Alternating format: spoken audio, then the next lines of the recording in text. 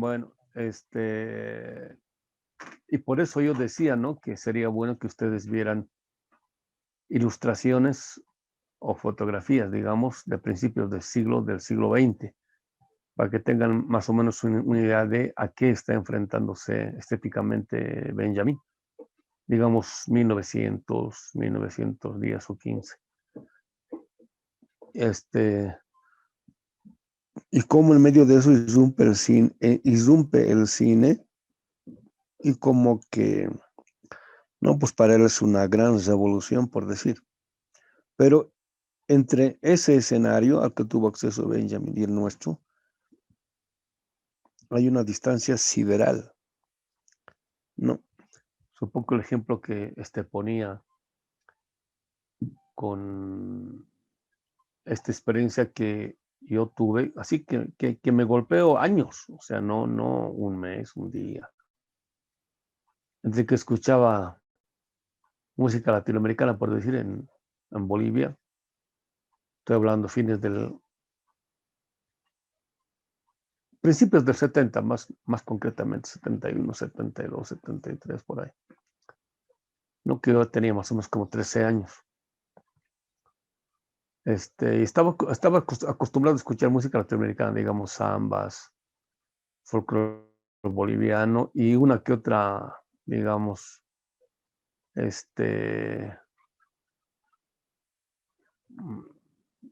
canciones de la época, tipo Leudán, Rafael, eh, Sandro. Y bueno, sí escuchaba porque ponían en la radio, pues, pero no lo escuchaba porque no me gusta eso, quiero escuchar. Entonces, escuchaba, ¿no? Pero no era, digamos, así la gran, ¿cómo puedo decir?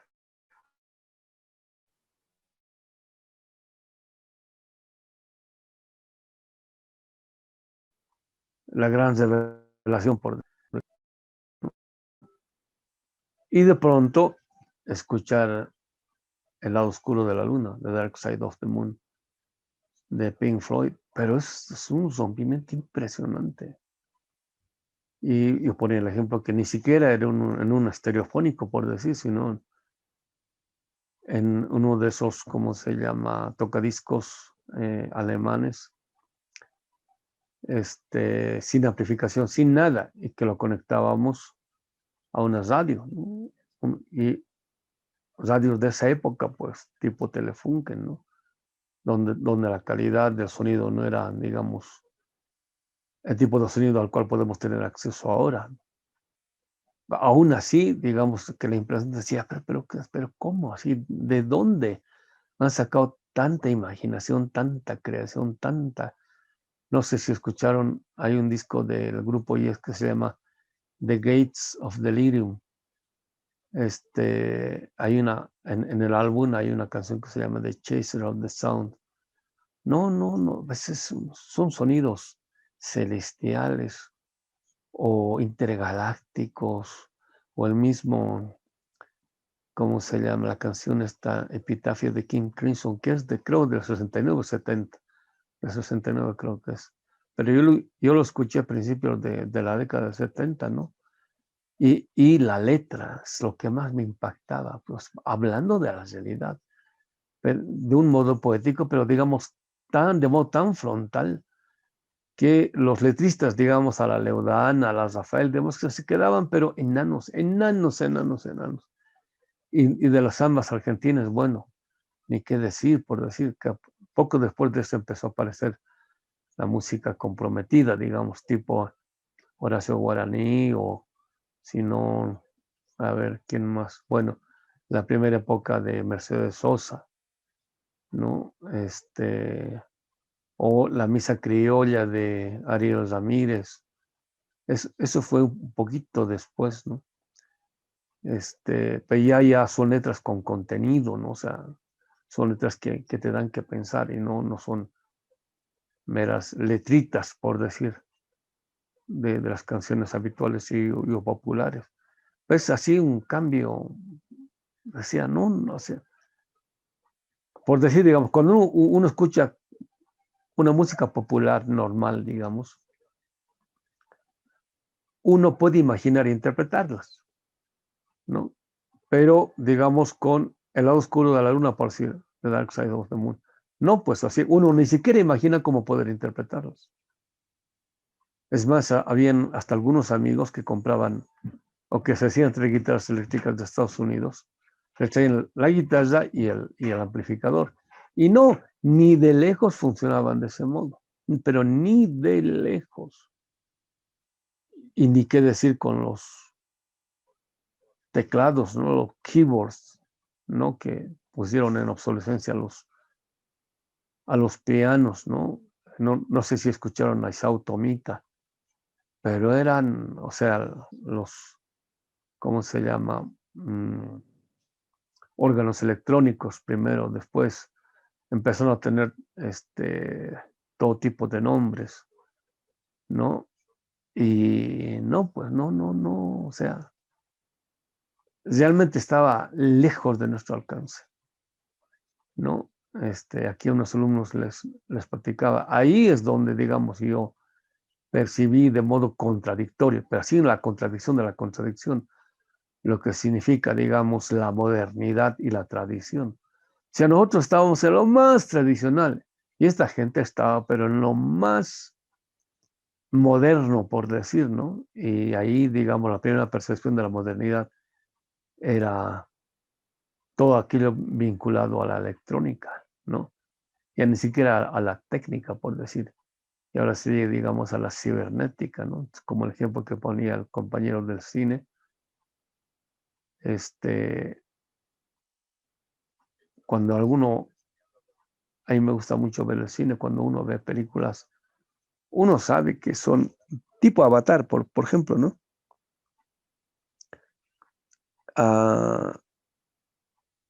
Digamos, qué sé yo, el 70-80% de la película está hecha en computadora, ¿no? Pero están tan bien hechas que parecen reales, ¿no? O sea, yo creo que ni Benjamin, ni Bloch, ni la gente de su generación tuvieron seso o imaginación como para poder imaginar que algo de eso podría pasar. También estaba difícil, ¿no? Entonces ya no es, digamos, preguntarse qué habrían dicho. Bueno, es una forma de hacer la pregunta, ¿no? ¿Qué habrían dicho? Entonces, de acuerdo al tipo de reflexión que hemos desarrollado nosotros con Marx, pero en realidad son los místicos, pero digamos aquí en diálogo íbamos relacionado a Marx. Cuando yo decía, ponía el ejemplo de grandes talmudistas de el medioevo. Y acá, bueno, en el parágrafo 3 de el texto que estamos leyendo de Benjamin, hace ilusión a la industria artística del Bajo Imperio y el Génesis de Viena, que está ubicado más o menos en el siglo XI, que es, digamos, cuando se podría decir que empieza la gran declinación de la Europa medieval y empieza la transición hacia otra época. Y siempre coincide con las cruzadas, ¿no? Digamos, la primera cruzada, segunda, pues en este caso es la primera cruzada. Siempre coincide con eso, ¿no? Y es esta época en la cual, bueno, este cuento es de esa época, ¿no? En la cual este cuento de los hasídicos, grandes estudiosos del Talmud, un alumno le pregunta al gran maestro, le dice, maestro, desde muy joven he estudiado toda la Torah. y la Mishnah y la Gemara. Y después me he puesto a estudiar todo el Talmud, ¿no? Y supuestamente conozco todo, pero no creo que conozca y no creo que ahí estén todas las respuestas. Entonces, ¿qué más puedo estudiar? Porque me lo conozco todo, así que les reclama al rabino. El rabino les responde y le dice, bueno, tú dices que conoces el Talmud. Sí, no, he leído mínimo 10 veces, si no más. Y en este tipo de gente eso es creíble. O sea, el Talmud son muchísimos volúmenes. O sea, digamos, los 3 tomos del Capital es poquito. Entonces, le dice el rabino, tú dices que conoces al Talmud. ¿Te has preguntado si es que el Talmud te conoce a ti? No. Esa es una pregunta mística. No es una pregunta moderna. Porque en una pregunta moderna eso es ridículo, digamos, o imposible. Tiene sentido al interior de los místicos porque en el caso de la mística judía, ojo, no me estoy alejando de Benjamin, ¿no? Ni de Bloch. Ellos sabían de esto que voy a decir. Y esto pasa con las culturas de los pueblos originarios, con los chinos, con los hindúes, con los musulmanes y en este caso con los judíos, ¿no? Todas las letras son construcciones místicas. No es lo mismo que con el alfabeto griego o latino. Peor pues, el romano. Digo, el moderno, el de las lenguas romances. Entonces, para la mística judía, las letras hebreas no son solamente recipientes energéticos, sino que son como los ojos de Dios, ¿no? Y en el caso de los grandes, digamos, profetas o escritores o comentadores, digamos, de la Torah, como en este caso es el Talmud, cuando uno lee el texto, no solamente está viendo, observando,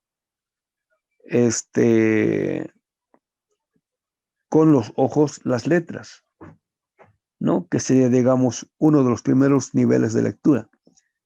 En los niveles de lectura más avanzados, es el autor, en primer lugar, digamos, es Dios, o si no el autor, quien a través de las letras lo está observando a uno. Y en la medida del tipo de aproximación al texto, en la medida del tipo de relación al texto o con el texto, en la medida del tipo de encuentro, por decir, o relación ética, moral o mística que uno tiene con el texto le habla a uno, ¿no? En este sentido, nosotros a Marx, en el caso del Capital, le hicimos la pregunta. Bueno, ya esto empezó con los Grundrisse. Mucha gente dice que conoce los Grundrisse, ha leído los Grundrisse, Romano Dodorquí es uno de esos, ¿no?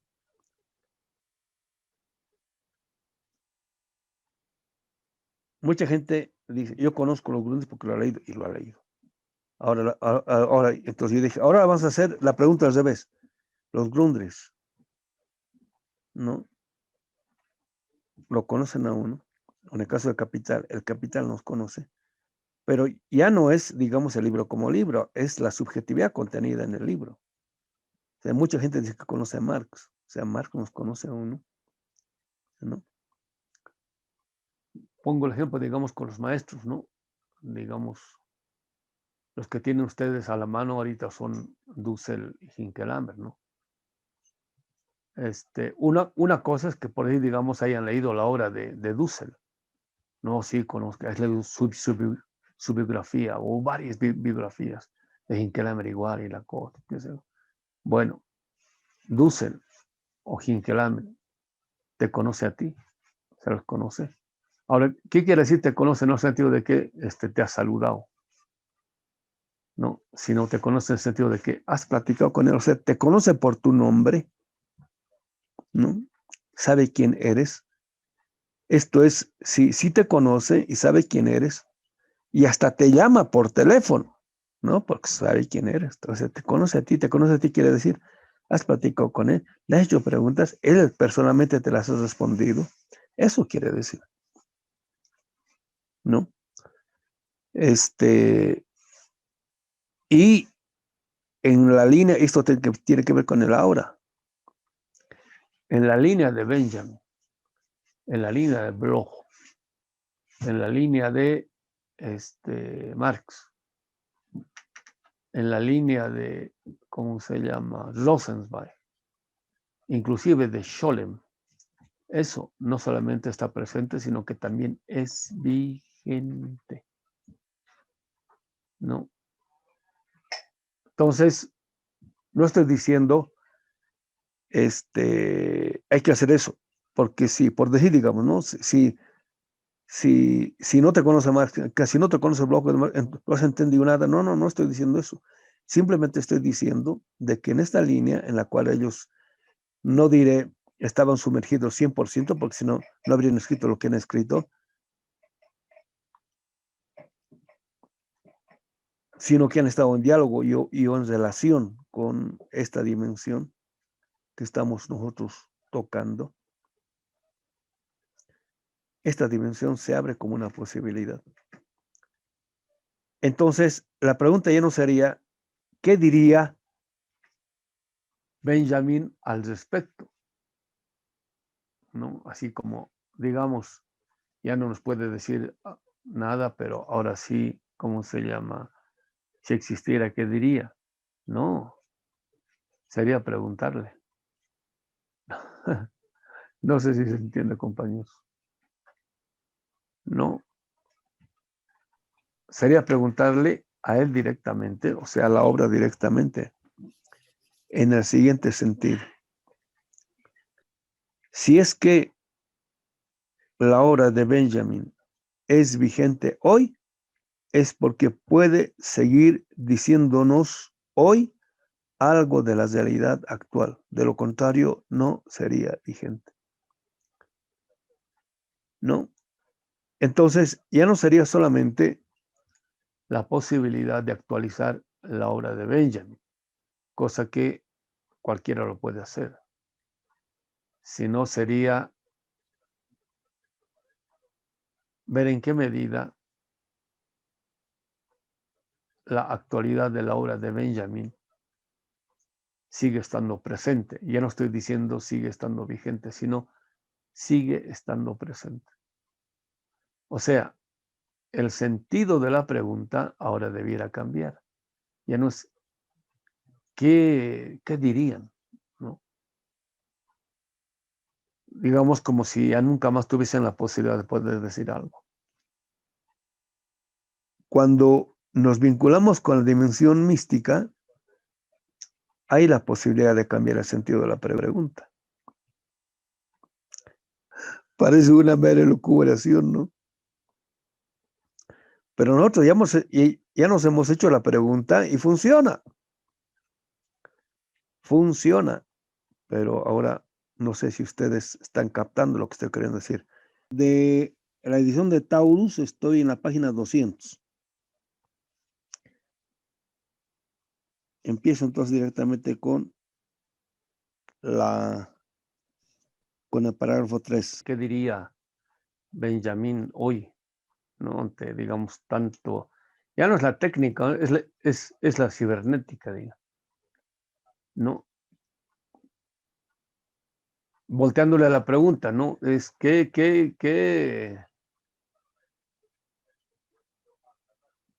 sigue teniendo que decirnos?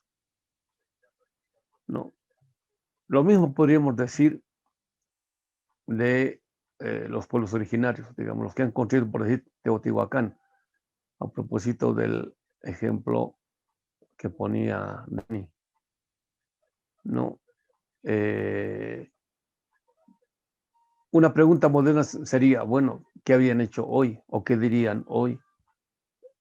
Eso presupone, en la pregunta está escondida, digamos, el conocimiento, la creencia o el hecho de que, bueno, antes tuvieron que decir o tuvieron su oportunidad, pero hoy ya no. Pero si vemos desde la perspectiva mística, pues le podemos cambiar a eso tranquilamente la forma de la pregunta. Es que siguen teniendo algo que decir o ya no, ¿no? Y en la perspectiva en la cual estamos leyendo, y ustedes van a ver, tiene que ver con el aura.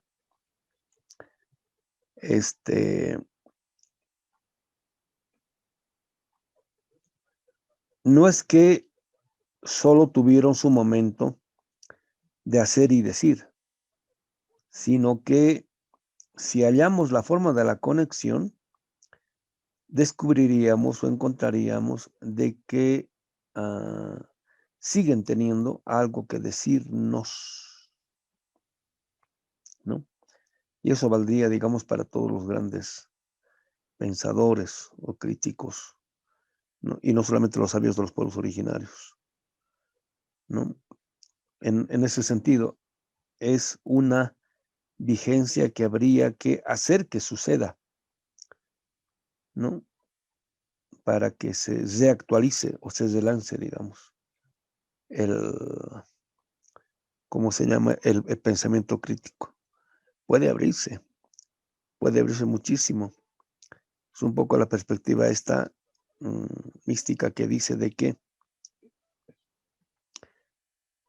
en el mundo moderno, la realidad a la cual nosotros tenemos acceso desde una perspectiva totalmente secular u objetivista, por decir, que sería todo lo material, ¿no?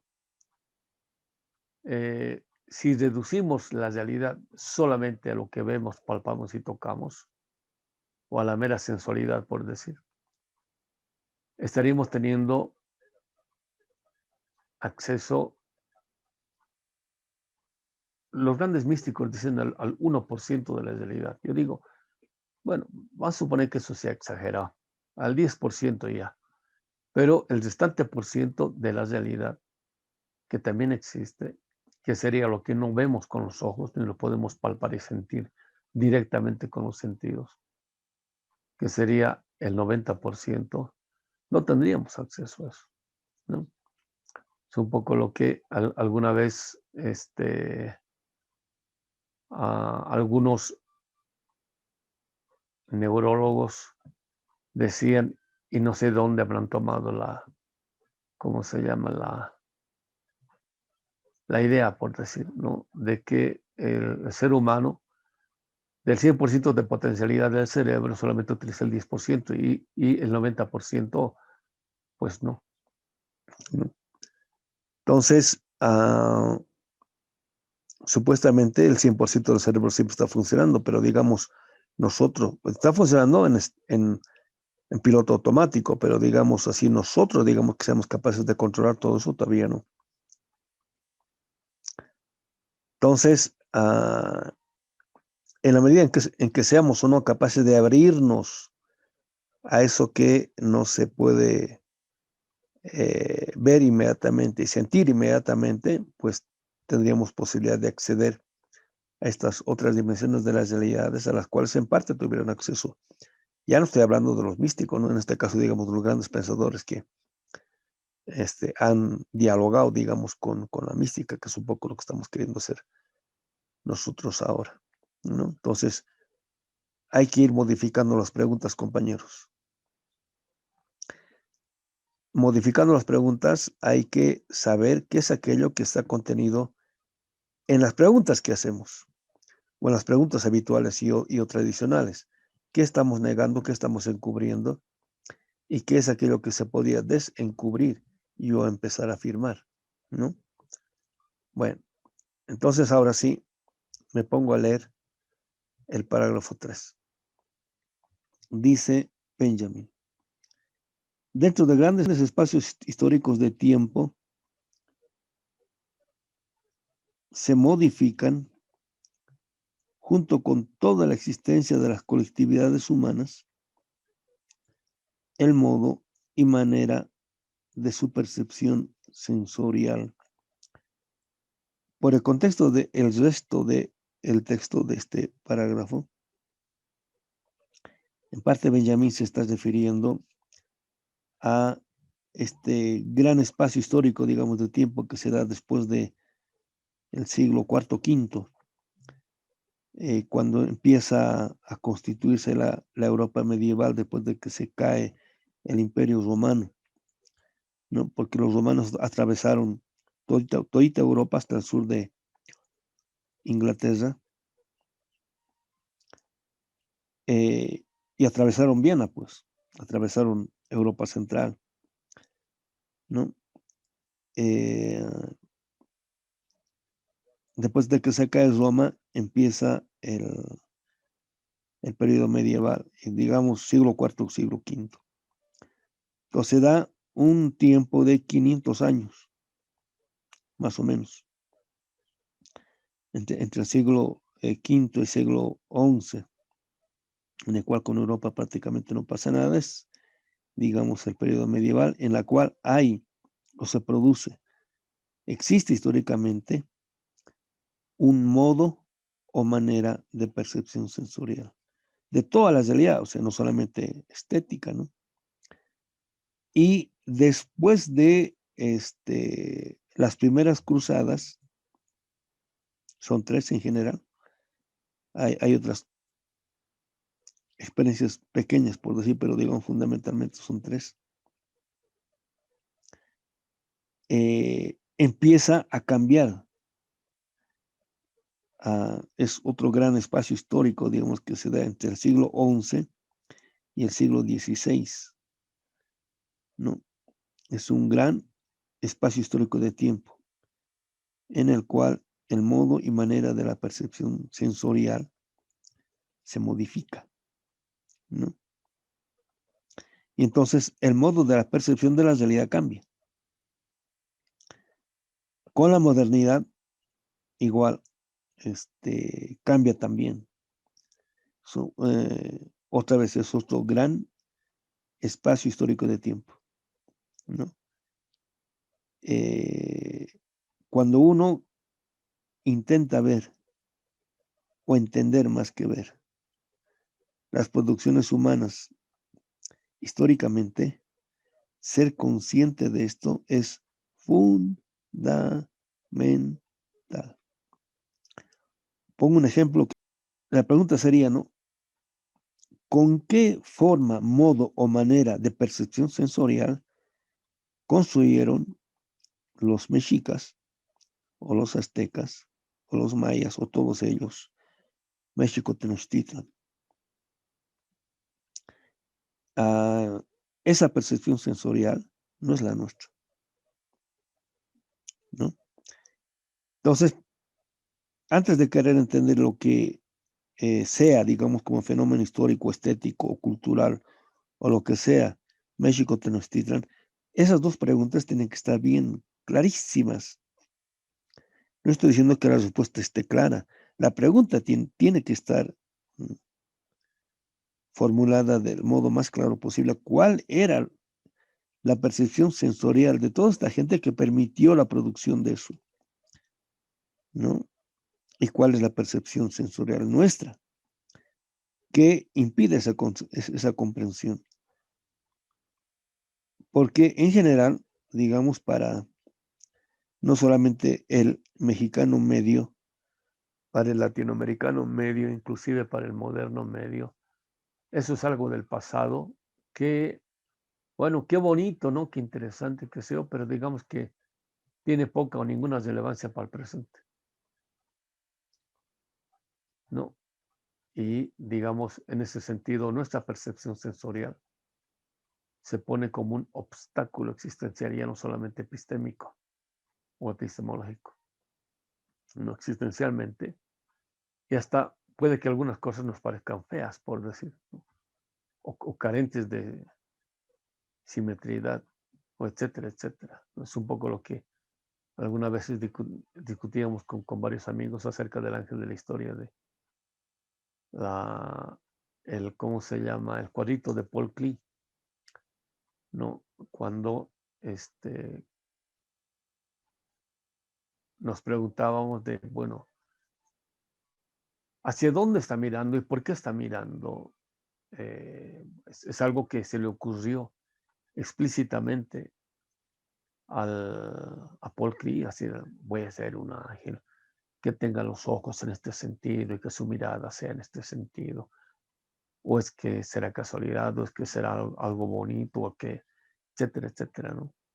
Y que, bueno, dada su simplificación, aparece como estéticamente no muy apetecible, por decir, ¿no? Que digamos sería algo así como es una comparación burda, digamos, pero solamente utilizo para ilustrar como el tipo de mirada de la Mona Lisa, ¿no? Y son miradas, pues, porque está el ojo y está el sentido de los ojos, por decir, ¿no? Entonces, bueno, ¿qué es aquello que está contenido en eso, ¿no? Que permitiría en cierto sentido entender o no, ¿no? Entonces, bueno, ¿cuál es nuestra percepción sensorial? ¿En qué medida está determinada por la cultura y por la historia? ¿En qué medida hemos sido determinados en sentido determinante y en qué medida estamos escapando o hemos escapado al tipo de percepción sensorial de nuestra época, por decir? Voy a poner un ejemplo, tal vez sea muy simplón, pero un poco para poder entender esto. Musicalmente hablando, es muy posible que yo esté muy influenciado por el tipo de música que se produjo en la década del 70 y alguito del 80, ¿no? Digamos, este rock sinfónico, este rock progresivo, así el más sofisticado, ¿no? Tal es así de que, bueno, me determinó de tal modo de que, digamos, la música de la década del 90 ya no me llamaba la atención en absoluto. Y la de ahora, peor todavía. No, no, no, no, no. Escucho sus letras y, bueno, inmediatamente pues, es posible que tengan conceptos y categorías para ello, ¿no?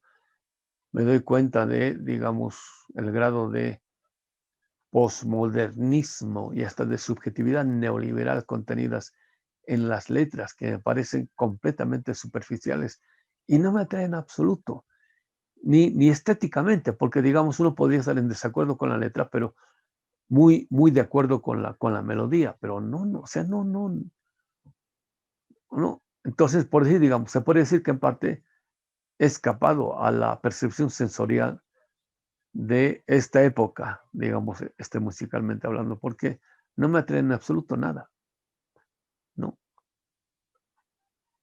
Y paralelamente gente que no ha tenido el tipo de percepción sensorial de la época mía, pero que muchas veces y hasta su vida, digamos, interpretan con, he conocido hacia gente, ¿cómo se llama? Chavistas, por decir, ¿no? No solamente, ¿cómo se llama? En Venezuela, sino gente de Argentina, Colombia, así chavistas, chavistas, ¿no? Que cantaban o que les gusta música cuya letra es bien posmoderna. Y decir es bien posmoderna es una forma elegante de decir, es bien neoliberal. O sea, en la letra se ve, se nota, digamos, el horizonte cultural que ha producido el modelo neoliberal y el posmodernismo, en el sentido de que, por decir, es imposible el amor verdadero, es imposible la amistad verdadera, pero así en gente combatiente, ¿no? Y cantaban esas canciones, así, ¿no? Y hasta alguna vez una compañera en tono de burla, ¿no? Cuando yo argumentaba de que estaba bien casado, o sea, no solamente estaba casado, sino que estaba bien casado, ¿no? Me hacía la pregunta de que así, ay, o sea que la amas, ¿no? Es la pregunta como que existe eso, todavía crees en esa ingenuidad. ¿no? Ahora, ¿a partir de qué me daba cuenta de ello? No a partir de que hablaron o no explícitamente en eso, sino a partir del gusto estético, el sentido estético, el tipo de, no solamente canciones que cantaban, sino el tipo de canciones que bailaban. En una de las últimas visitas que tuve a Venezuela conocí a un argentino, chavo, yo creo que no pasaba de los 30 años. Estaba comentando la película de Marx, esta última que sacaron, ¿no? Que es bien posmoderna, pues, en la película esa. Todos estaban comentando, decían, no, está muy buena la película, porque ahí sí se ve al Marx de carne y hueso. Ese es el Marx humano, porque se lo ve haciendo el amor, se lo ve emborrachándose. Puta, como si eso fuese, digamos, nota indicativa de que Marx es ser humano, ¿no? Y esos son en parte valores que exalta, digamos, la vida posmoderna, que hay que vivir la dolce vita, o sea, hay que vivir acostándose con Gil y Mil y emborrachándose. Ese es el ser humano, ¿no? Y a partir, bueno, de un fenómeno estético como el del cine. Pero supuestamente es gente comprometida con lo nuestro, pero digamos con ese tipo de horizonte o percepción sensorial. Digamos que en parte no se ha modificado, sigue siendo, digamos, estrictamente moderno, ¿no? Y que, fíjense, son simpatizantes del Evo, de la Huipala, pero que jamás van a poder captar lo contenido en el horizonte de percepción sensorial que ha producido un fenómeno como el de los pueblos originarios. Y ahora, la experiencia boliviana como Estado plurinacional lo quieren continentalizar, ¿no? Digamos, como una Latinoamérica plurinacional. Y en parte están empezando a trabajar en ese sentido, ¿no? Algo que a la gente de izquierda con conciencia moderna no se le podría ocurrir jamás, ¿no? Y hace unos pocos días tuvieron una reunión acá, con los pueblos originarios. Entre los pueblos originarios estaba ahí metido también el Evo. Y bueno, están empezando a delinear políticas para desarrollar eso, ¿no? Una Latinoamérica plurinacional. Hay mucha gente que ha citado esto que acabamos de leer. Y en primera instancia, bueno, es como casi obvio, ¿no? Decir de que el tipo de percepción que tenían los antiguos no es el mismo tipo de percepción que tenemos nosotros, los modernos, ¿no? Y sí, hasta puede ser una deducción lógica. El problema es, ¿somos o no conscientes de lo que está contenido en esa afirmación? Y se empieza a complejizar cuando queremos actualizar horizontes de percepción sensorial negados o que en la modernidad aparecen. Es obvio, ¿no? De que, digamos, el horizonte de percepción sensorial de los pueblos originarios, no solamente que es del pasado, sino que ya está pasado y que no tiene ya relevancia, digamos, actual en absoluto, ¿no? O sea, digamos, parece algo así como que, bueno, del pasado interesante todo eso, pero que ahora, digamos, carece de sentido y importancia, por decir, ¿no? En un lugar como Estados Unidos o Europa tal vez se puede decir eso, pero en América Latina, digamos en Guatemala, en México, en Colombia, en Ecuador, en Perú, en Bolivia, decir eso es un contrasentido, por no decir una estupidez, porque ese horizonte de percepción sigue existiendo, sigue existiendo. O sea, está viva todavía. Y aún así, mucha gente que dice, ya no voy a decir progresista, ¿no? ¿Qué sé yo? Progresista, a ver, Mucha gente de izquierda se dirían que son progresistas, pues, pero digamos, gente que dice que es chavista, que es revolucionaria, ¿no?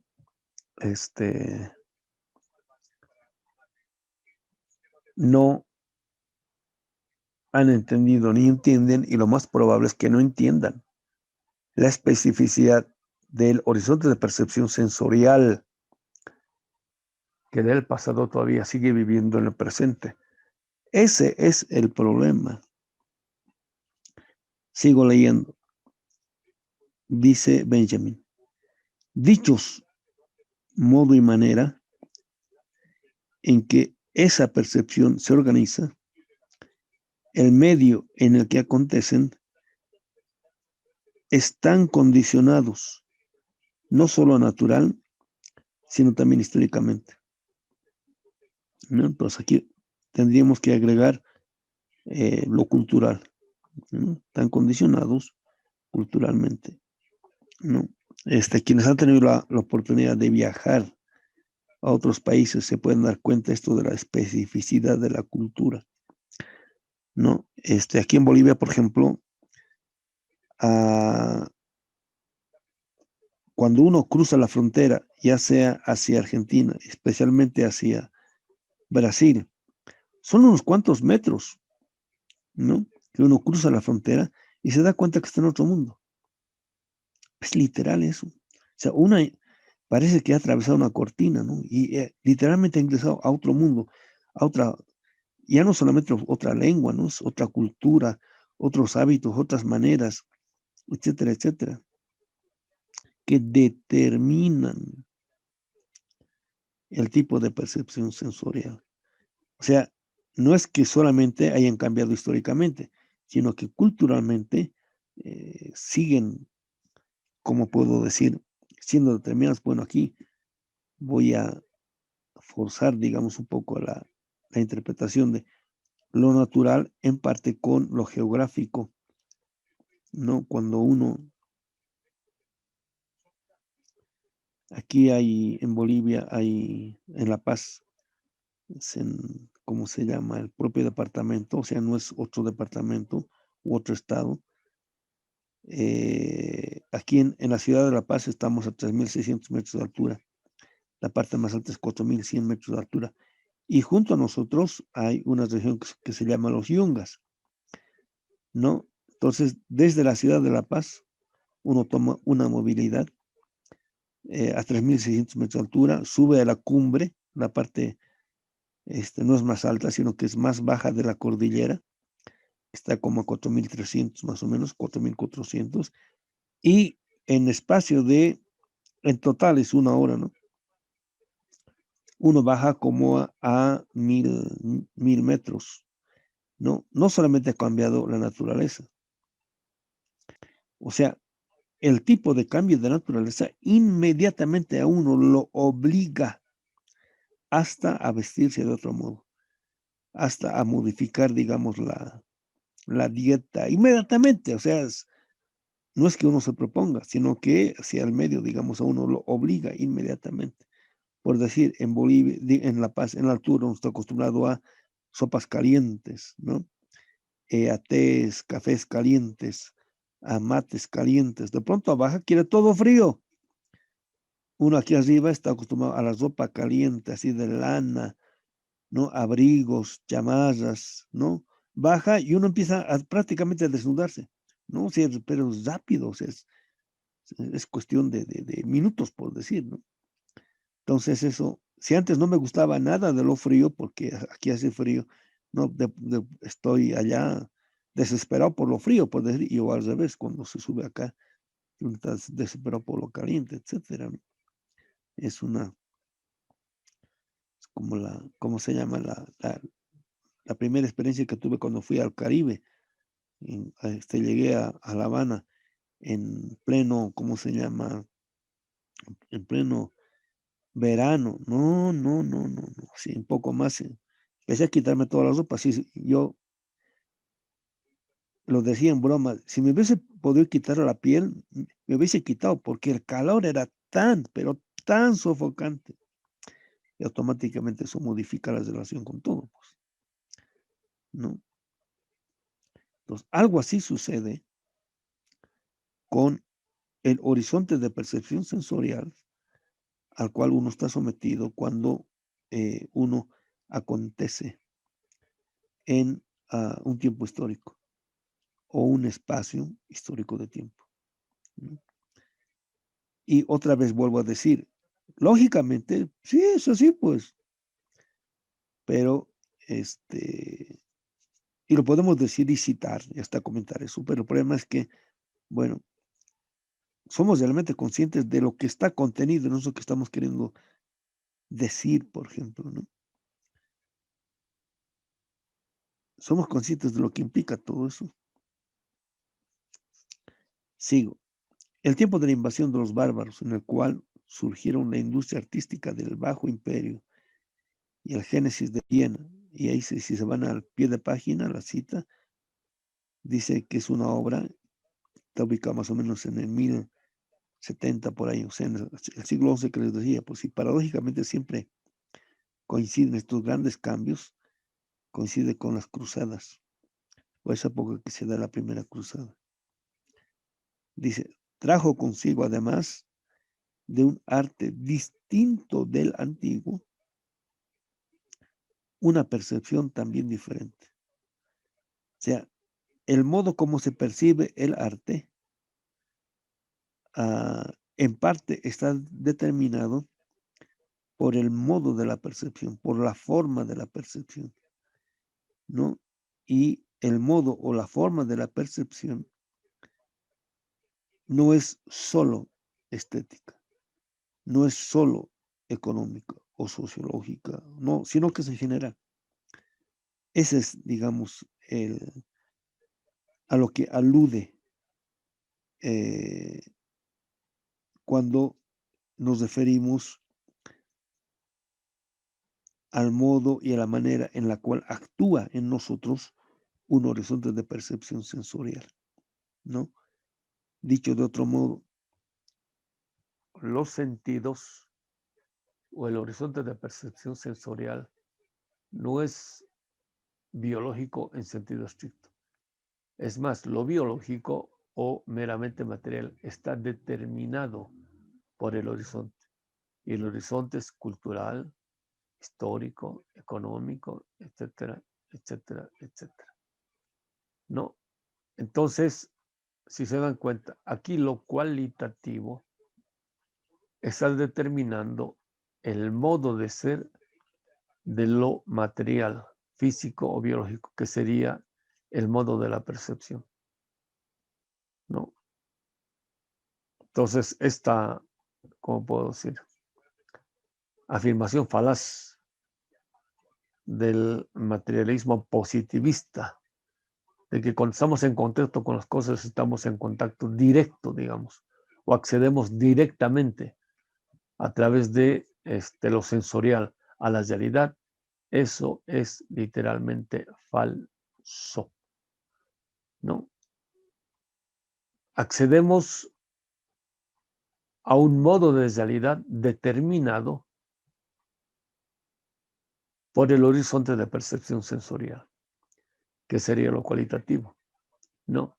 Que en última instancia está contenido en el modelo ideal o el horizonte de creencias, que es el que determina el modo de ser de lo, el modo de captar sensiblemente cuando percibimos algo como algo, ¿no? Ahora, imagínense, en este momento estamos ubicados en el momento inmediatamente anterior a la percepción estética, ¿no?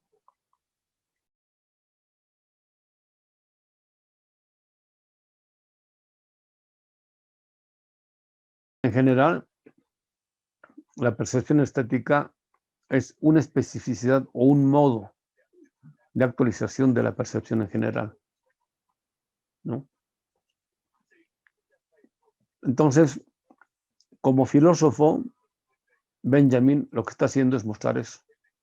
Para después de mostrar la especificidad, perdón, primero tiene que mostrar ¿En qué consiste el modo de la percepción en general? Sensorial. Y después de eso, la especificidad de la percepción estética, que también es sensorial. Pero ya no es sensorial en sentido general, ¿no? Digamos como percibir frío o caliente o liviano, pesado o algo, sino que es una percepción un poco más compleja. Pero antes de llegar a esa especificidad, está describiendo en parte el modo como se constituye la percepción en general. La percepción en general es más compleja que la percepción específica. La percepción específica es una actualización de la percepción en general. Es un despliegue, es un desarrollo, ¿no? No todo el mundo tiene la habilidad de la percepción estética, por ejemplo, ¿no? Pero para tener la percepción estética tiene que tener la percepción sensorial en general. Para ser obrero primero hay que ser humano. Ser obrero o ser empresario es una forma de ser humano. La percepción estética es una forma de la percepción sensorial en general. Entonces, para poder entender la especificidad de la percepción estética en nuestro tiempo, hay que entender cómo se constituye la percepción sensorial en general. Es lo que está intentando hacer Benjamin. Ahora, por ejemplo, para el humanismo contemporáneo, decir, por ejemplo, o afirmar que para poder apreciar el arte hay que tener mucha sensibilidad, ¿no? Y que, por decir, los obreros o los campesinos, como son tan rústicos, no tienen sensibilidad como para poder comprender, digamos, el arte contemporáneo, ¿no? Entonces, esa forma de comprensión está determinada por un tipo de horizonte de percepción sensorial, en la cual, ¿no?, ciertas dimensiones como la estética o la intelectual aparecen sobrevaloradas y ciertos tipos de sensibilidades o formas de percepción no modernas en sentido estricto, como puede ser la ciencia y la tecnología, o si no el arte, aparecen como devaluadas en el caso de, digamos, los campesinos, ¿no? El hecho de que, digamos, los campesinos o los indígenas no tengan la percepción estética moderna, no quiere decir que no tengan horizontes de percepción sensorial. Sí lo tienen. Y, digamos, muchísimo más sofisticado para tal o cual, como puedo decir, dimensión de la vida, distinta que de la percepción estética. Voy a poner un ejemplo.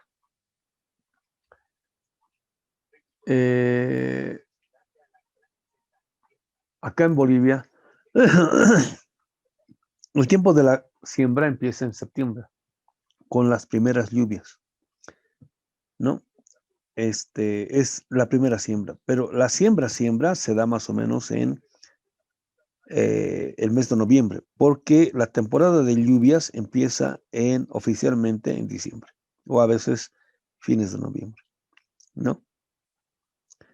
Entonces, comentan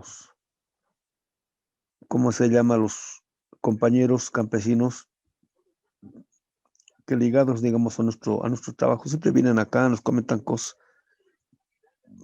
Entonces dicen, en el campo mucha gente está empezando a perder sensibilidad natural, o si no, el conocimiento de cómo opera o se comporta la Pachamama, ¿no? Se están modernizando, por decir. Porque automáticamente o mecánicamente llegó septiembre y empezaron a sembrar. Y toda esa siembra se fue al tacho de basura porque, por un lado, se secaron porque no llovía. Y por otro lado, hubieron algunas rachas de helada, ¿no?, que quemaron los primeros brotes de hierba, ¿no? Tal es así que digamos, el 90% de la gente que sembró en septiembre, pues perdieron su siembra, ¿no? Y dice, no, y cualquier cantidad de, ¿cómo se llama? Semilla que se invirtió. En cambio, la gente que no ha perdido la percepción sensorial del modo como opera la naturaleza, en este caso la Pachamama, primero esperaron a que llegara el tiempo de la lluvia. Y a veces no llega mecánicamente, pues hay que pedir. Entonces, estaban haciendo muchas ceremonias para que llegara el tiempo de aguacero o el tiempo de lluvias, porque la sequía seguía, ¿no? Digamos, hasta principios de, ¿cómo se llama? De noviembre, ¿no? Porque no pueden atrasarse. Entonces dijeron, y de pronto, bueno, hicimos ceremonias, todo eso, y de pronto nos llegaron las señales de que sí, efectivamente, iba a llover, ya. Entonces empezamos a sembrar, ¿no? Y sembraron, pues. Y dice, terminamos de sembrar, y esto no en un lugar, sino en varios lugares, terminamos de sembrar y empezó la temporada de lluvias. Y es cierto, ahora ya empezó la temporada de lluvias, ¿no? Y es porque la percepción sensorial relativa a la tierra, hay gente que todavía no la perdió, pero hay gente que la está perdiendo, pues, ¿no? Y en parte tiene que ver con el tipo de conocimiento que se tiene o no respecto a la realidad. Ahora, esa sensibilidad o ese tipo de percepción sensorial a la mera hora es o no fundamental, ¿no? Estaba la semana anterior viendo una entrevista a este tipo, Daniel Stulin, a quien ustedes que deben conocer. Daba una prognosis de lo que va a pasar a partir del próximo año, digamos, con este cambio de paradigma económico, ¿no? Cual, digamos, capitalismo y es obsoleto, todo eso. Dos palabras más, palabras menos, él llegaba a la siguiente conclusión. En parte tienes razón. No, por eso lo comento. La crisis económica va a ser de tal modo en los próximos 10, 20 años. La crisis económica va a ser de tal modo de que en última instancia, tener o no dinero va a ser irrelevante. El problema va a ser si tenemos o no acceso al alimento y al agua. Ese va a ser el problema. Porque van a haber, digamos, zonas o regiones del planeta en las cuales la gente va a tener cualquier cantidad de dinero, pero no va a haber alimento. Y zonas en las cuales, por la tierra y por el trabajo, por el conocimiento de la tierra, va a haber alimento y la gente no va a tener dinero. No, y no porque no han trabajado, nada de eso, sino porque tener o no dinero va a ser irrelevante. ¿No? Y, digamos, este diagnóstico se lo lanzaba, espetaba, digamos, directamente a la gran clase media europea norteamericana, esta gente que gana 5, 7 mil dólares al mes, ¿no? Que es más o menos como 80, 100 mil dólares al año, ¿no? Van a tener dinero, van a tener casa, van a tener coche, pero no va a tener alimento. Una pruebita de eso lo vieron en el último día de Acción de Gracias, ¿no? Gente con coche y a veces, digamos, coche último modelo, haciendo fila para tener acceso a un pavo, porque no tiene dinero para comprar un pavo, ¿no? Pero menos mal que había el pavo. Porque, ¿qué pasa? Bueno, gente que no tiene dinero, pues, porque ha perdido el trabajo. Y lo van a seguir perdiendo. Van a seguir perdiendo. Entonces, en una situación de esa naturaleza, ¿qué es mejor tener? ¿Horizonte de percepción sensorial estética o horizonte de percepción sensorial para la reproducción de la vida?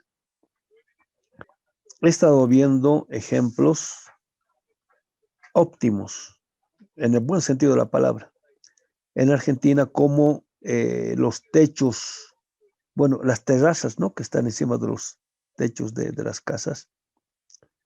Yo creo que en México se puede hacer eso porque hay mucha gente que tiene como techo losa, ¿no? O sea, no es caramina, no es, ¿cómo se llama? eh, ¿cómo se llama esto? Tejas, no, sino que es losa, pues. En los patios, todo eso, con éxito están produciendo su propio alimento, ¿no? Y ellos son, digamos, los que en parte están terminando de definir la idea de suficiencia alimentaria, en el sentido de que no basta para tener suficiencia alimentaria, no basta con que tú produzcas tu propio alimento. En el caso de la papa, del maíz, del frijol, todo eso, ¿no? Tienes que producir tu propia semilla, porque si no produces tu propia semilla, tienes que comprarla. Y el negocio de las grandes transnacionales está ahí. O sea, vas a seguir dependiendo del gran capital. Entonces ellos, así, hemos llegado después de 11 años de experiencia cultivando, así en macetas, ¿no? De todo tipo. Su alimento. Si no tienes acceso a la producción de tu propia semilla, estás perdido. Tienes que comprar. Entonces dice, en una situación así en la cual tú puedes producir tu propio alimento, bueno, sí necesitas dinero, pero ya no es para lo fundamental, ¿no? Entonces, el objeto de percepción sensorial, por ejemplo, ahí ha cambiado y está en primer plano dirigido, digamos, a lo fundamental. Y ahí hay un tipo de estética, que no es la estética moderna, ¿no? Para la cual ni la estética moderna, ni la conciencia moderna tiene desarrollado a su percepción sensorial, ¿no? Que es aquello que tenemos que trascender e ir más allá de ella. El tipo de cerros al cual, bueno, que están presupuestos en ese cuento, los hay en toda la serranía de los bajos del, ¿cómo se llama? De la cordillera, ¿no? Son serranías rodeadas de cerros casi esculpidos de modo vertical, ¿no? En los cuales, cuando uno está en lugares especiales, habla o canta y responden los cerros y hacen una especie de eco y a veces hasta de coro, ¿no? Entonces, es increíble, ¿no? Es como estos lugares que tienen una acústica excepcional en torno de las cúpulas, por ejemplo, ¿no? Entonces, uno canta ahí y aunque la voz de uno sea fea, resuena bonito, lindo, bello. Y de eso era consciente ¿cómo se llama? El arriero ¿no? Porque cuenta, ¿cómo se llama? Atahualpa, que dice, estuvimos comiendo en la hacienda de un amigo y este señor, el que cantaba, dice, era uno de los que estaba haciendo, de los que encendía el fuego, la leña, para hacer claparrillada, ¿no? Para asar la carne. Y era un mozo de esos, ¿no? Que se gana la vida encendiendo el fuego, porque hay que saber encender el fuego. Y ojo, parece cualquier tontera, pero no es cualquier tontera. Aquí, bueno, uno se entera de cómo hay tipos de fuego, ¿no? Y con los cuales, bueno, hay fuegos, digamos, ideales como para cocinar o cocer y fuegos para destruir, etcétera, etcétera. Y hay gente que domina el arte, digamos, de hacer ese tipo de fuegos, por decir. Entonces, este arriero estaba delante de la comitiva, porque estaban viajando a otro lugar, y ahí se puso a cantar, ¿no? Y se puso a cantar en uno de esos lugares. Entonces le dice, oye, está bien lindo eso. Entonces le dice, no se chancee. Chancear es una palabra bien sureña. como si no se haga la burra, no se chancee, don Atahualpa, ¿no? En mexicano sería, no me alburee, algo así, ¿no? No me esté diciendo que estoy cantando. No, le decía porque está bonito, se lo digo en serio, todos tipos le dicen, no, dicen, no es mi canto el bonito, son los cerros los que hacen bonito a mi canto. Y eso es cierto, ¿no? O sea, uno pone la intención y lo estético lo ponen los cerros, ¿no? Ahora, si se dan cuenta, es otro tipo de percepción sensorial. El arriero sabe que lo estético lo pone, ¿cómo se llama? Los cerros, el eco de los cerros, no su voz. Es un poco lo que pasa con la técnica hoy. Algunos cantantes, ¿no? Cuando cantan hacia capela, guácalas, pero cuando se les enchufa el micrófono y pasa por cualquier cantidad de filtros y, ¿cómo se llama? No me acuerdo en este momento los nombres que tienen en inglés, ¿no?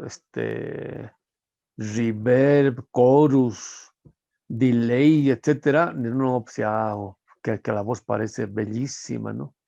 Bueno, esa es la técnica, ¿no? Pero por eso hay gente, hay cantantes que a capela no cantan, solamente van con su micrófono y con su procesador de sonido de voz y, bueno, los encantan. Pero eso es ya otro tipo de estética, digamos. Entonces ahora, no sé si se han dado cuenta. Cuando uno tiene un horizonte de percepción sensorial que procede directamente del contacto con la naturaleza como Pachamama, de ahí se deduce otro tipo de percepción sensorial estética, que no es el moderno. El caso del arriero de Atahualpa, eso es bueno, y no es que Atahualpa tenga sensibilidad como para captar eso, ¿no? Sino de que ahí había una aura que hacía que eso sea posible ser captado. El moderno ya no tiene ese tipo de percepción sensorial y hasta le puede parecer muy rústico, por decir, ¿no? Pero ese ya no sería nuestro caso, ¿no? Sino que sería, digamos, el caso de los modernos. Por eso, digamos, este remonte, en última instancia, ¿qué es lo más fundamental para la vida? Estás rodeado de cuadros estéticamente muy bien elaborados, de todos los siglos habidos y por haber, y no tener que comer. No. Siempre recuerdo algo que una mauta me dijo una vez, ¿no? A propósito de la papa, pero esto sirve para todo tipo de alimento. Dice, ¿no? Y esto es lo que me pasaba a mí en general. Cuando escojas la papa, así para comer, ¿no? Dice, nunca escojas ni la más grande ni la más linda, porque esa ya no tiene fuerza. Y a mí siempre me gustaba, digamos, las manzanas o lo que sea, lo más lindo y lo más grande. Cuanto más grande y lindo, mejor. Yo me decía, no, nunca, porque eso no tienen fuerza, ¿no? Y para que sea apetitoso, por eso aparecen como grandes y como lindos. Los que tienen fuerza son los chiquititos y feitos. Esos son los que tienen fuerza. Los chiquititos y feitos. Entonces, come eso. Esos son los que tienen fuerza. Entonces, ahí hay otro tipo de horizonte de percepción sensorial. Está ligada directamente a la vida. Cosa que desde la perspectiva de la estética moderna no sirve, pues. Es un poco lo que pasa fíjense, en el alimento en los Estados Unidos, ¿no? Uno va a los grandes supermercados, ¿no? Digamos, tipo Walmart, ¿no? A la sección de verduras y de frutas. No, pues ahí la fruta está bellísima, están brillando, estéticamente están lindas, ¿no? Pero están lindas para la estética moderna y obviamente para que uno las compre, pero para lo que se llama alimentación, ¿sirve? No sirve. Hace poco leía un informe que decía de que de las frambuesas o de las fresas, dice que son de los alimentos más dañinos por su alto grado de contaminación que han tenido las últimas décadas y bueno, y ahora con transgénicos, ¿no? O sea, son las frutas que más han sido sometidas a todo tipo de, ¿cómo se llama?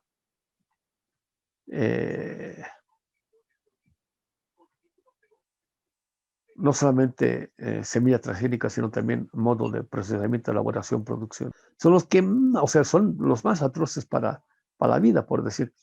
Pero uno va al súper y los ve, pero tan bellos. Y es un tipo de estética. Y nosotros tenemos en general ese tipo de percepción sensorial. Nos fijamos en eso. Siempre recuerdo la experiencia que tuve que cuando estaba viviendo en Nueva York, ahí en la Universidad de Binghamton, fui a comprar fruta y vi unas manzanas, a mí me gustan las verdes, amarillas. Entonces me compré verdes para que en una semana más o menos maduraran amarillas y me las comiera, ¿no? Pero pasaba el mes, seguían verdes. El segundo mes, verde. El tercer mes, seguía verde. Dije, no, pues, aquí algo raro. Me lo quise comer, estaba duro parecía piedra, ¿no? Estaba idéntico, pues está hecho para, como se llama, para la venta, pues, para que no siga siendo vendible, por decir, ¿no? En el mercado y no se ponga mal y tenga que ser echado, ¿no? Y evidentemente costaba barato, pero estéticamente era linda la manzana, ¿no? Y pues nunca pude comérmelo, que lo tuve que tirar, ¿no? Pero aquí en Bolivia le dicen las criolitas, ¿no? Las manzanitas. Son feitas, pues, son chiquititas, ¿no? O sea, no son nada, estéticamente nada bellas, pero qué ricas que son, ¿no? Y dulces, jugosas, ¿no? Pero en general, aquí la gente prefiere las manzanas chilenas, que esas son grandes, rojas, lindas, pero pues están atravesadas por otro tipo de horizonte de producción. Pero así, digamos, los feitos, ¿no? Entonces, bueno, otra vez, ¿no? Nuestro sentido estético o el sentido de percepción respecto a lo que sea la realidad está determinado cualitativamente por estos grandes espacios históricos de tiempo, en este caso de la modernidad, 500 años. ¿Cómo remontamos eso? Sigo. Dice, los eruditos de la Escuela Vienesa de Historia del Arte, Riegel, Bickhoff, al rebelarse contra el peso de la tradición, es realmente un peso, pero es un peso terrible del cual hay que zafarse. Pesa de tal modo que determina, pues, contra el peso de la tradición clásica que había sepultado aquel arte. Fueron los primeros que pensaron en cómo extraer de él conclusiones acerca de la organización de la percepción en el tiempo que tuvo vigencia. Bueno, en parte es algo intuitivo, ¿no? Pero en parte hay, como se llama, una determinación o sobredeterminación mejor, explícita, como para poder modificar el sentido de la percepción sensorial. Y en el capitalismo eso es explícito. Estamos explícitamente sobredeterminados por el tipo de percepción sensorial.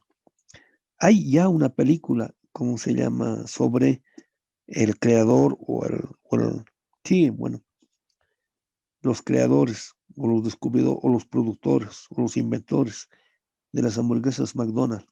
Está en Netflix, ¿no? Y ahí se ve cómo van produciendo el producto de tal modo de que hoy mucha gente, sabiendo de que es dañino, pero siguen, y van a seguir tiempo más, porque ya existe la sobredeterminación, o sea, esa pesadez, digamos, de el horizonte del ser que ha producido la modernidad, ¿no? Sigue estando vigente. ¿Cuánto tiempo más? A veces me pregunto, ¿no? ¿Cuántos chavistas habrán que anhelan irse a comer unas hamburguesas a Burger King con Coca-Cola y demás, ¿no? O a Pizza Hut, o a Pizza Domino's ahí, y no en Venezuela, sino en los Estados Unidos, ¿no? Chavistas, ¿no? Deben haber. Vamos a ver cómo se desenvuelve todo esto.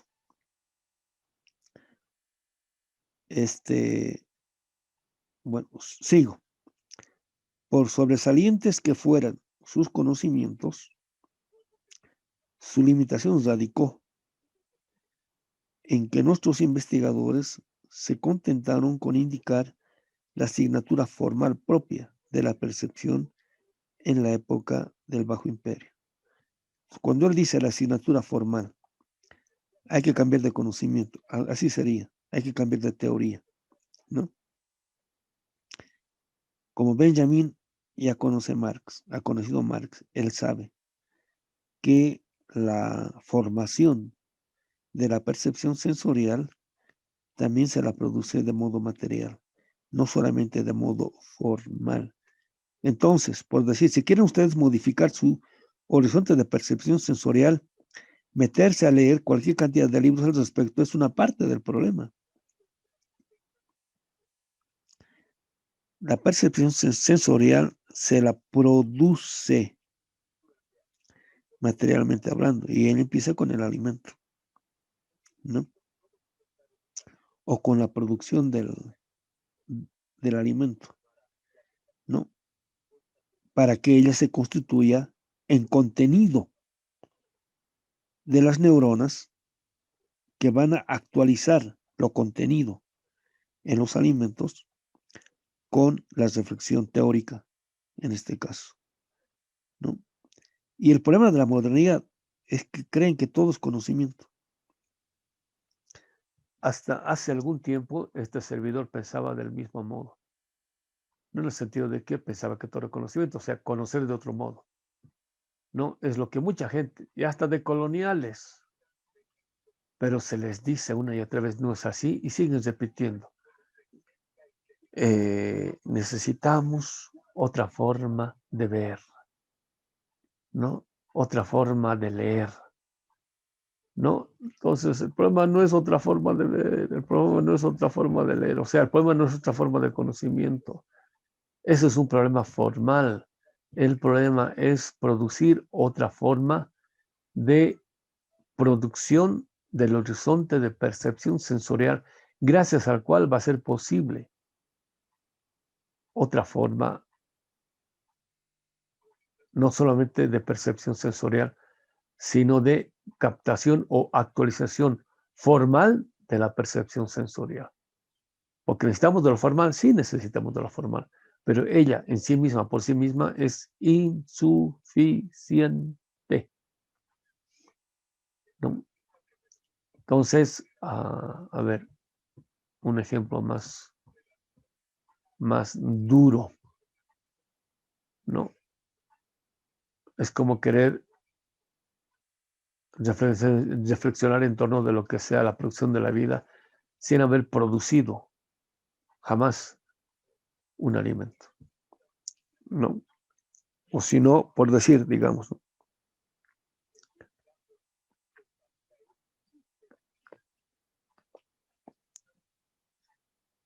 Gente que reflexiona en torno a la constitución saludable, digamos, de lo que sea un ser humano, y no saben cocinar. No estoy diciendo que no cocinen, ¿no? Uno puede cocinar y no ser cocinero, ¿no? O sea, hacerse huevitos, ¿no? El desayuno, eso no quiere decir saber cocinar, ¿no? O saber producir el alimento. E inclusive, digamos, tener que sea en la maceta o si no en el patio o en el jardín, una que otra plantita, eso no quiere decir saber cultivar, ¿no? Entonces, haber estado en contacto con esta dimensión o hacer el esfuerzo de entrar en contacto con esta dimensión material de la producción y reproducción ahora de la percepción sensorial es lo que nos habilitaría para la comprensión formal o actualización formal, ahora sí como conocimiento de lo que significa la nueva u otra forma de percepción sensorial, ¿no? No solamente saber, digamos, cómo se produce el alimento, sino haber participado en eso.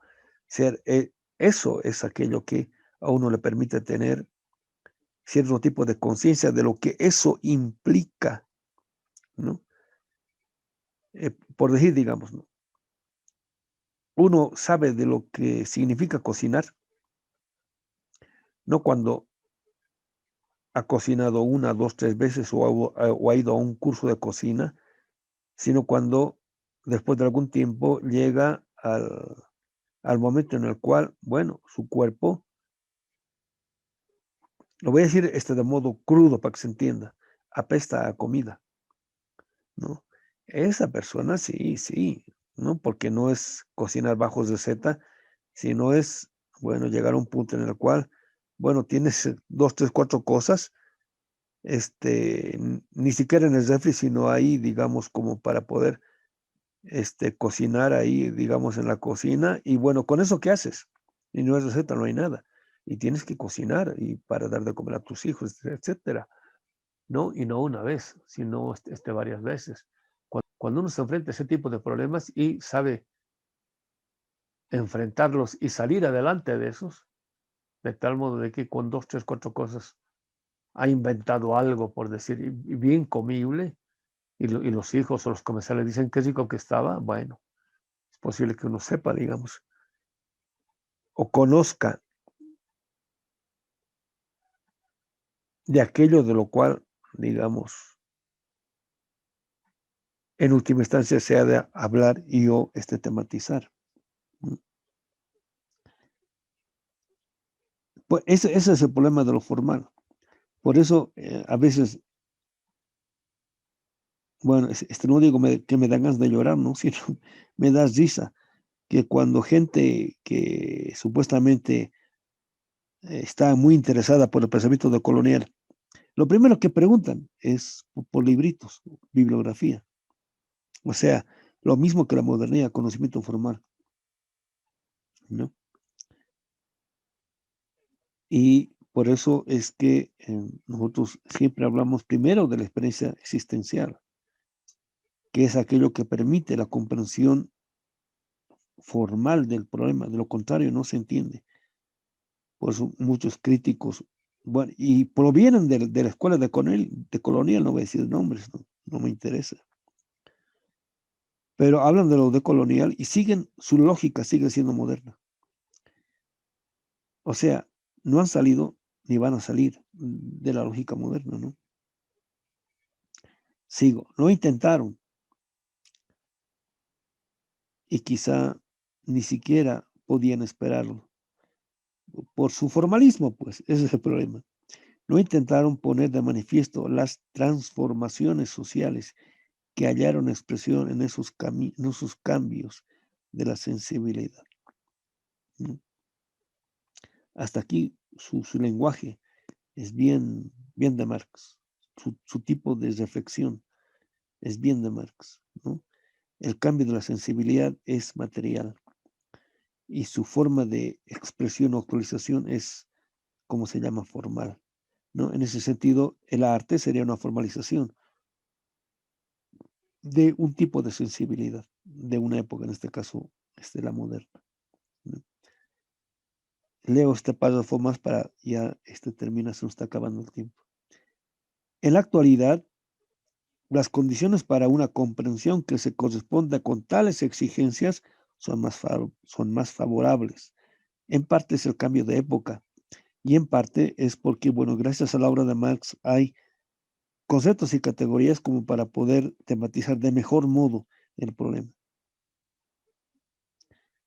Y si bien las modificaciones en el medio de la percepción son susceptibles de que nosotros, sus coetáneos, las entendamos como un desmoronamiento del aura, también podemos señalar los condicionamientos sociales que hacen que esto se produzca.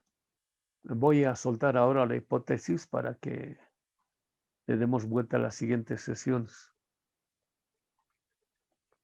Haciendo esta comparación que hacen los místicos, de que, bueno, yo digo, ¿no? Ellos dicen de que la realidad material a la cual tenemos acceso nosotros es el 1% de la realidad, ¿no?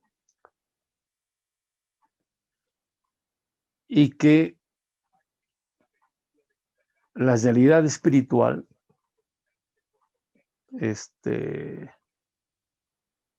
estaría contenida en el restante 99%. Entonces yo digo, vamos a suponer que esa es una exageración, ¿no? Vamos a decir el 20% ya. El 20% de toda la realidad que conocemos es material. Y el restante 80% es espiritual, ¿no? Si yo parto de este presupuesto, ese presupuesto, ¿no? O sea, que está antes de lo opuesto. Tiene que ver con los modelos ideales, con aquello que creemos y que no podemos comprobar. Por eso solamente es objeto de creencia. No se puede comprobar. Empíricamente. Hay cosas que se pueden comprobar empíricamente, sí, pero no todo, ¿no? Y en este caso las creencias no se pueden comprobar empíricamente. Y las creencias son muchísimo más generales y universales que aquello que se puede comprobar empíricamente, que es la dimensión material, ¿no? Entonces voy a partir de este presupuesto para hablar de la obra. Si esto es así, en la obra de arte,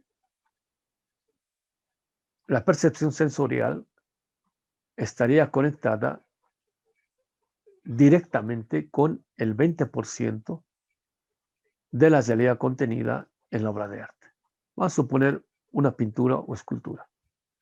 En cambio, el restante 80% estaría representado o contenido en el aura de la obra de arte. O sea, el contenido aureático de una obra de arte en el óptimo sentido de la palabra sería de ese 80%. Y el contenido físico, por decir, el que nosotros podemos captar sensiblemente o sensorialmente, sería solamente este 20%. ¿No? Si esto es así, ¿qué es? No diré lo más importante. ¿Qué es aquello que hace que la obra de arte sea obra de arte en sentido excepcional de la palabra? El contenido objetivo, material o sensorial, o el contenido aureático. Ahora bien, lo que quiero que se entienda desde el principio es que no estamos separando en el sentido de escindiendo estas dos dimensiones. Porque el contenido aureático no existe al margen del contenido físico o sensorial de la obra de arte.